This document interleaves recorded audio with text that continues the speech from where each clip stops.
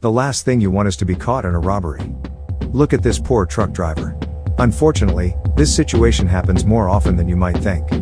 Two armed men forcibly went inside and assaulted him.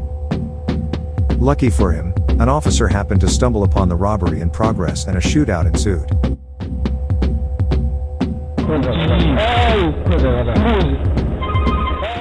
While the truck driver was able to escape unharmed, not everyone is so lucky.